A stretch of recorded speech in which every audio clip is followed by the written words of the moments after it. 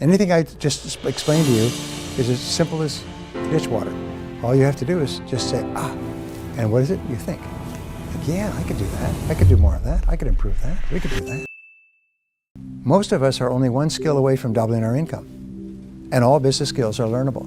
And if you study the people who go from the top to the bottom in the Fortune 500 or Fortune 1000, they found in 25 years of research, these people learn one skill at a time.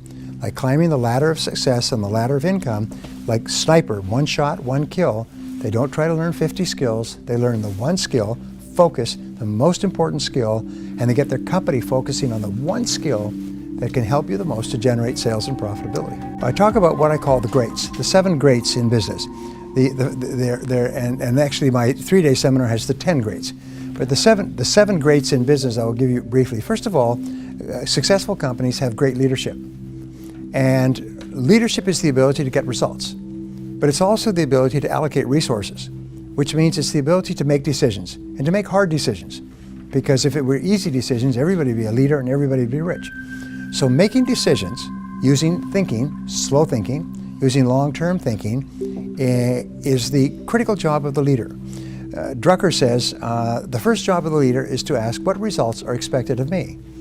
And then I add to that, of all the results that are expected of you as a leader, what is the most important result that you need to get to achieve the sales and profitability for which you are responsible? One of the rules what we learn in business, we never complain about anybody or anything in our business, because we're the boss. We're the ones who decided this. We don't complain about your staff because you hire the person. If you don't like the person, get rid of them. But don't complain about them, you just sound like an idiot. You know, it's like picking up food from the buffet down there and saying, I don't like this food. Well, I never have liked this food. I've always hated this food. Well, why did you pick it up? Well, I don't know. You know, the fact is you never complain about something in your business if you're in charge of it. If you don't like it, change it. If you don't want to change it, shut up. Now, which allows me to jump actually forward, is one of the marks of superior entrepreneurs is that they're intensely solution-oriented. Is whenever something goes wrong, they immediately go calm and they say, all right, what's the solution? What's our next action? What mediocre people do is they say, who did it and who's to blame? How did this happen? They go on a witch hunt. And of course that makes them become angry and frustrated. But superior executives, when something goes wrong, problem with a customer, problem with money, problem with bills, problem with product delivery or defects, they say, okay, all right, how do we solve this? What's the solution? Now here's a wonderful thing, is your success in life will be determined by your ability to solve problems. My friend Colin Powell said, leadership is the ability to solve problems. Success is the ability to solve problems. And how do you become really excellent at problem solving? I just finished a book, by the way, called Creativity and Problem Solving that Amacom is publishing in New York at the end of this year. It's because I did years of research on the subject. Here's the point, is the way that you solve problems is simply to think about solutions. What are all the possible solutions? Be intensely solution-oriented. Don't allow yourself to get bogged down, negative, upset, unhappy about the problem and who did it. Focus on the solution and the actions that you can take. And when you start to think about the solutions, remember Helen Keller's wonderful line, when you turn toward the sunshine, the shadows fall behind you. When you start thinking about solutions, we could do this, we could do that, and you could do this, and I could do that, and we could do. When you start thinking about solutions, your mind goes calm, your creativity turns on like lights, you start to have more energy, you start to feel more confident, and so on. Are you with me so far? Yes. Thinking about problems makes you negative and shuts down your brain. Thinking about who's to blame is even worse. But thinking about what you can do and the actions you can take puts you back in charge. Well, the second principle, and I talked about, the second great is having a great product or service. And this, to me, was and is a revelation. And it's so simple, it stares you in the face. But 90% of your success in business will be to have a great product in the first place.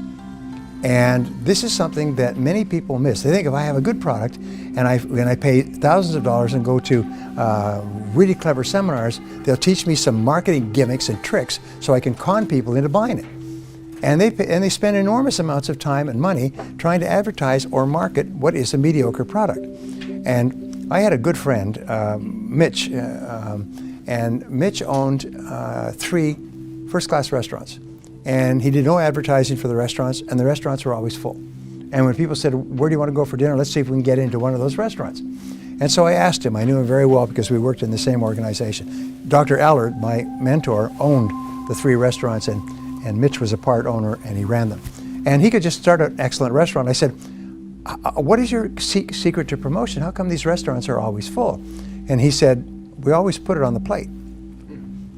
I said, how do you mean? He said, we put superb food at good prices on the plate and just stand back. And the restaurants are full all 7 days a week. And I always thought that's the key to success in business. Put it on the plate. Put it on the plate. Put the quality, put everything into the product or service. Now, the Inc. magazine does a story on the Inc. 500, the 500 fastest growing companies in America, taken over a 3-year period, and every year they update it. The last edition, which came out a couple of months ago, showed that the #1 fastest growing company grew 42,500%. 42,500%. Unbelievable, it grew so fast. Others grew 5, 10, 15, 20, 30, 50 times in 2 or 3 years. All new companies, or reasonably new companies, all companies started by people like the people in this room, and they grew 5, 10, 50, 20, 100 times. Wow. What was the key? So they went back and they had outside researchers analyze it. And you know what they found? Is all the companies put it on the plate. Is every one of them was obsessed with quality, and obsessed with quality as their customers defined it. And they were close to the customer. They're locked tight to the customer. As I was sharing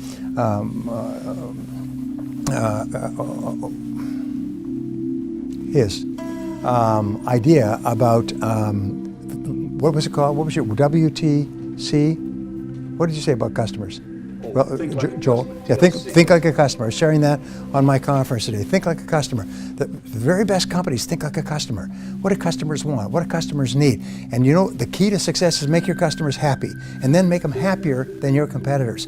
And then every single day, wake up and think, how can I make my customers happier? And they went and they interviewed the CEOs of the 500 fastest growing companies, and every one of them was obsessed with customers. They thought about customers. They talked about customers. They visited customers. They called customers. They went and saw customers. They personally responded to customer complaints. They were just obsessed with it, which again repeats that 90% of your success will be the quality of your product or service.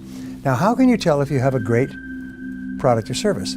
Well, it's a very simple test, and this is the test that predicts your future more than any other test for the rest of your business career. How many people, after they have used your product or service, turn to another person and say, geez, that's a great product. Geez, that's a great service. Geez, that's a great company. Geez, those are great people. And how many people say this is a great product? What percentage? 50%, 40%? Average in America is about 30%, 35%. Top companies like Apple that come out with an iPod, an iPhone, and an iPad. People consume the product. The next time they come out with an iPhone, they sleep on the sidewalks in rows of hundreds to be the first purchasers. They come out with an iPad, hundreds are sleeping on the sidewalks to buy it and pay outrageous amounts, and then they start showing everybody else, isn't this a great product? And then they have apps. Look at this app. Look what you can do with this app. How many people have an iPod 5, an iPhone 5? Okay? How many of you showing other people the panoramic thing? How you can take panoramic pictures. Isn't that a great concept? You know it used to cost thousands of dollars to have panoramic cameras that could take a panorama? And now you've got it in your iPhone as one of 100 or 1,000 different things it can do. So people who buy their products become their preeminent salespeople. They're running around, grabbing people and bothering them and showing them the product or bragging about the product. In a movie, by the way, the movies companies only have enough advertising for the one weekend. They could take big ads for one weekend to get people into the theater quickly. After that, the movie will either grow or die by word of mouth. And your movies that are successful, by word of mouth, everybody's talking. Have you seen that movie? You've got to see that movie. Honey, I just heard about this movie at work. Let's go tonight. You weren't even planning to go to a movie. And you go there on Tuesday night and the theater's full. Have you had this experience? You say, and everybody's talking about it. The most important key to our success. So go back to the Inc. study, and I'm looking for corroborations.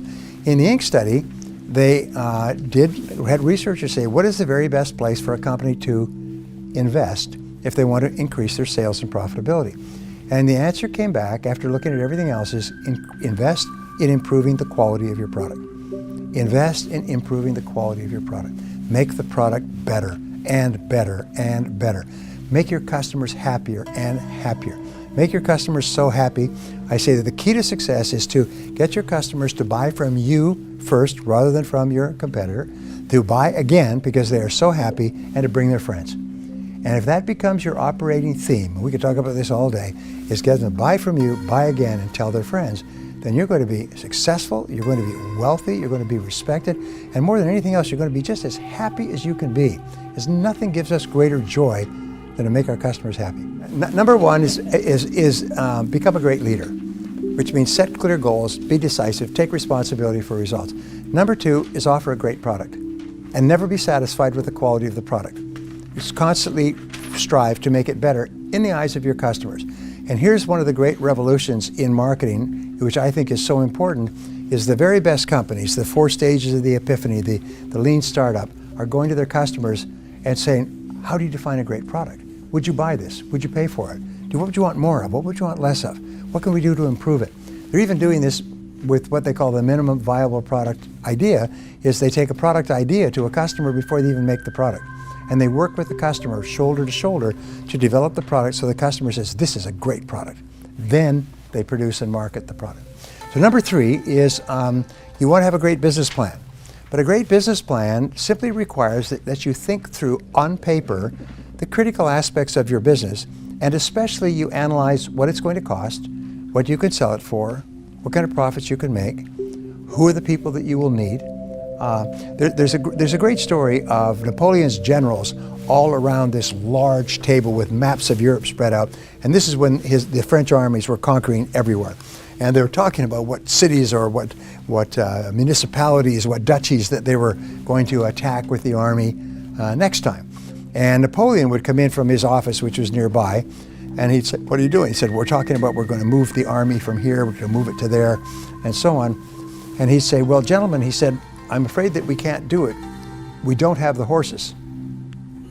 And you've heard the expression, we don't have the horses. It comes from Napoleon. And what he was saying was that the entire army was driven by horses, cavalry, and horses to pull the wagons with the supplies and everything else. And they could get more men by recruiting on the march, as they did. They recruited, as they went through a village, they recruited people. Join the army, see the world, that sort of thing. Join the army, see the cannons. But the horses, those were scarce. And so the whole success of the army was determined, could they get the horses? That's why when Mike talks about getting the right people, is where do we get the horses? We got the ideas, we know what needs to be done, but where do we get the horses? So these are the things that you think through in a business plan. What kind of technology will you require, and what will it cost to set it up, and who's going to run it and operate it? What kind of advertising, publicity, promotion will you require? How much will it cost? What kind of returns will you get? So a business plan, and there's many people, I'm sure you have lots of business plan models that are quite common, is a business plan forces you to think long-term and to think slowly. And you'll always make better business decisions if you think long-term and you think slowly. The fourth area has to do with having a great marketing plan. And a great marketing plan is what you talk about all the time. But there's a rule in advertising. I used to work for a large advertising agency. And the rule is the fastest way to kill a product, a bad product, is to advertise it or to market it. Is to find, because if you market it, what happens? Is more people use it. More people use it and are angry about it, then they tell more people and the product dies. So the fastest way to kill a bad product is to promote it. And many people think, oh no, the way I can get my money back is I can sell it to people before enough people know how bad it is. No, we have the internet today. Everybody in the world can know how many troops appeared on the streets of the Crimean with balaclava masks on their face, and they know that in 3 seconds. I was just in Russia, where in Russia they control all the media, and they tell people that they were attacking the Ukrainians, backed by the CIA, are behind all the problems in the Ukraine, and the poor Russian people just are being sacrificed, so I'm just sending in some of my troops to help protect our... I said to my friend Sergey, I said, Sergey, that's nonsense. Not a word of what you're saying is true. It's totally false. The only people in the world who believe what you're saying are people within Russia who have no access to news on the outside. Anyway, I'm getting off track. My point is that marketing means, how do you attract people to your product or service. There's a difference between marketing and sales. You know what it is? Imagine that I were to say to you at midday, this group, I say, is anybody here hungry? You raise your hand, all right? That's marketing. I'm interested in your product or service. I'm interested in the product or service generally. But anybody here like to save money, make money, lose weight, be happy, pick up girls, you know, whatever it happens to be. Then the second part is, now I have a restaurant. Let me tell you why you should come to my restaurant to satisfy your hunger rather than to go to the competitors. So those are the two. It's the marketing is to attract people who raise their hand, who are interested in the benefit that your product or service offers, and selling, the conversion, is to get them to buy from you rather than from your competitors. So they are very different functions. You can't sell if you can't attract interested prospects. So marketing is a very complex process, and you guys talk about it all the time. So you need a great marketing plan. How can you tell if you have a great marketing plan? Answer is you have a steady stream of interested prospects who are calling you, emailing you, coming in your door, sleeping on the street in front of your business each night to get to be the first ones to come in the daytime. Number 5 is you need a great sales plan. And a great sales plan, of course, is a sale that consistently and predictably converts customers or converts interested people into customers. Now here's the rule. If you have a professional sales process, and 100% of all successful companies have a professional sales process. If you speak to the salesperson, I'm working with an international company that has a branch in Warsaw, and if you speak to the salesperson in Warsaw, or the salesperson in Los Angeles, or the salesperson in Johannesburg, 100% of them use exactly the same sales process. The first contact will be a telephone contact to offer you a benefit and to try to set up an appointment, and the words will be word for word. The reason this company did this is it almost went broke, because everybody was selling their own damn way. They would say whatever fell out of their mouths whenever they ran across a prospect, and they realized that without a sales process, we have a great product, which they do, it's killing them. So they systematized the sales process. Their sales went up 1,000%. It's been proven that if you go from random selling to a proven sales process, and of course you have to debug it, you increase your sales 500% with the same number of prospects. I've seen people get their closing rates from 1 out of 10 to 9 out of 10 by simply improving the sales process. And so selling is really important. It's one of the things we focus on. Now, there's 2 more points that I want to talk about in terms of grace. One is generate great numbers. And this is one of the most important parts of business. All business activities and results can be expressed in numerical form. Everything, right down to the number of telephone rings or number of seconds it takes for a person phoning to make connection with a person who can help them. Jeff Bezos, who, as you see, got Best Entrepreneur Businessman of the Year, both Forbes and Fortune, they're obsessed with measuring every single activity. And they look at the seconds, the number of seconds that it takes. When we first bought from Amazon, they would advertise 5 to 7 days UPS. Today, they offer 1 to 2 days max.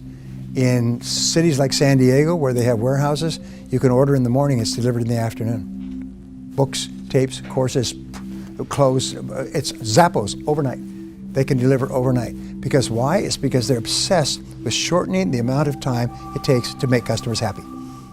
And the shorter the time, customers really value speed, and they'll pay top dollar for someone who'll make them happy faster. They've determined that. So look at the numbers. And the question is, what are the most important numbers in your business? What we teach in our longer courses is about 35 numbers in any business.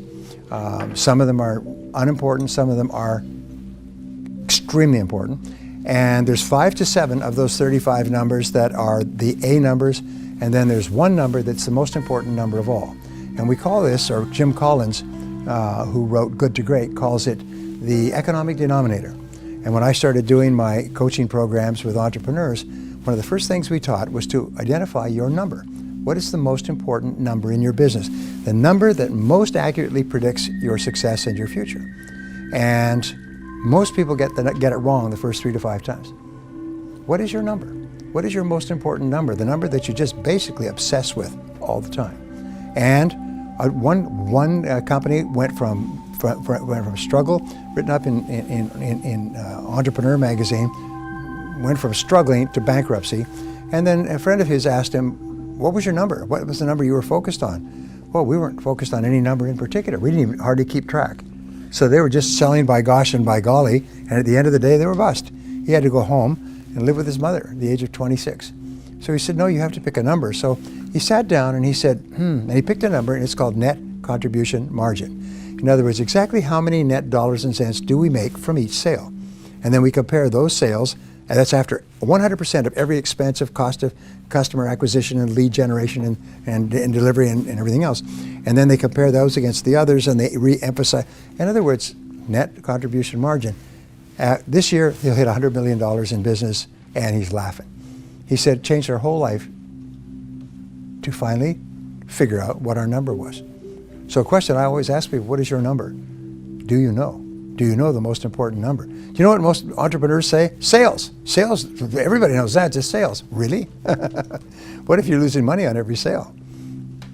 Then the more sales you make, the faster you go bust. And you know that many companies are losing money on every sale because they don't add in all the costs of the sale.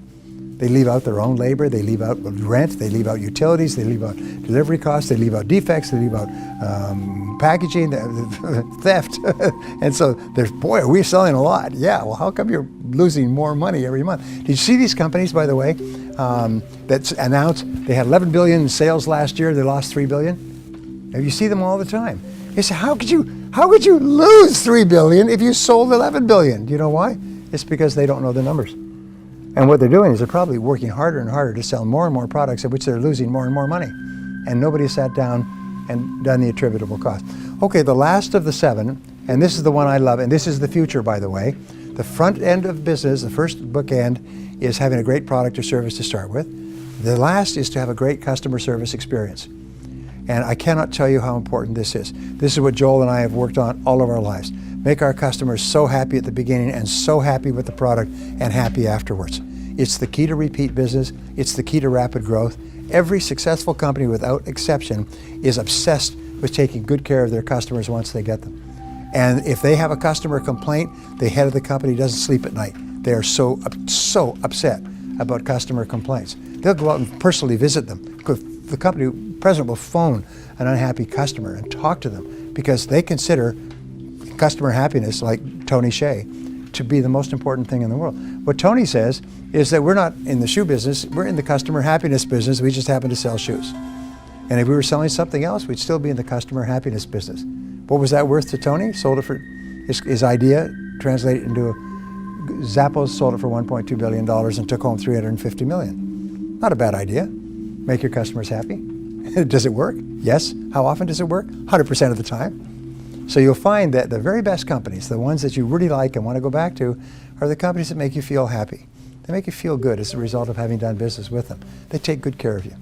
And as a result, you go back over and over again and you bring your friends. So those are the 7 greats that we talk about here. Great leadership, great product or service, great marketing plan, great sales plan, great numbers, great business plan, and great customer service plan. And if you have those, here's the interesting thing, is if you're missing one of them, it's like dialing a 7-digit number.